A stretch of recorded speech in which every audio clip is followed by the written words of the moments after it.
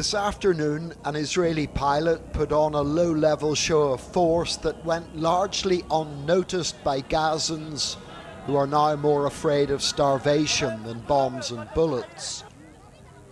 These days, white sacks of flour are what people want to get their hands on. But while Adam al-Safadi was carrying something that looked similar, it was far more precious: the body of his baby boy. Youssef was just 40 days old when he succumbed to malnutrition.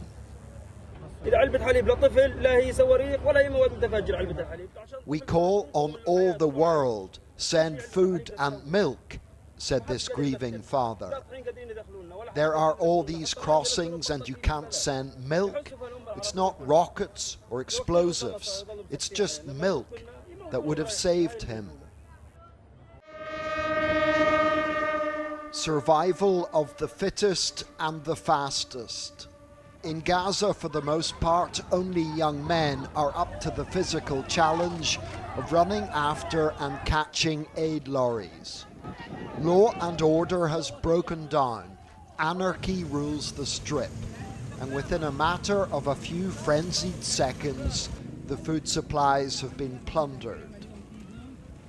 Obviously, the elderly, most women and children, and the sick have no chance of getting their hands on any food here.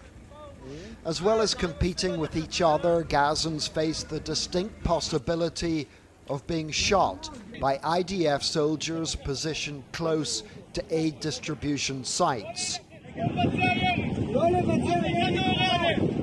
Killings are so commonplace that this week the Israelis have put out this video showing soldiers actually holding fire as they watched hundreds of Gazans feverishly picking clean an aid lorry.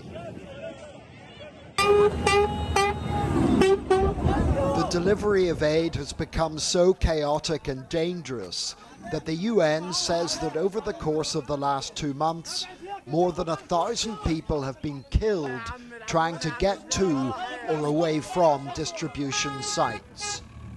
Imam Shabat is a mother of 5. There is shooting and death, but I have to come here because my children are hungry, she said.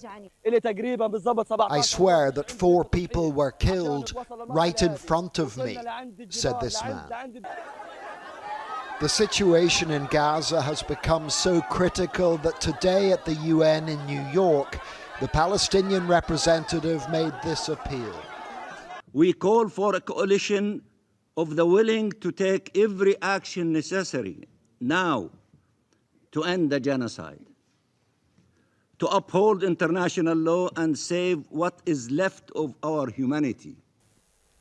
Israel claims that since Saturday, more than 4,000 truckloads of aid have entered Gaza, but that the UN has failed to hand out these supplies.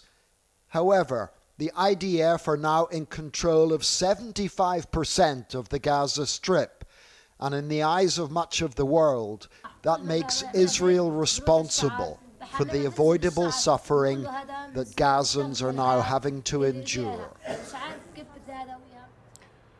And John's in Tel Aviv for us this evening. John, anyone who has seen our reporting recently will be under no illusion the situation is becoming increasingly desperate for the Gaza population. Israel is blaming Hamas and the UN for aid not getting through. Where do you think the fault lies?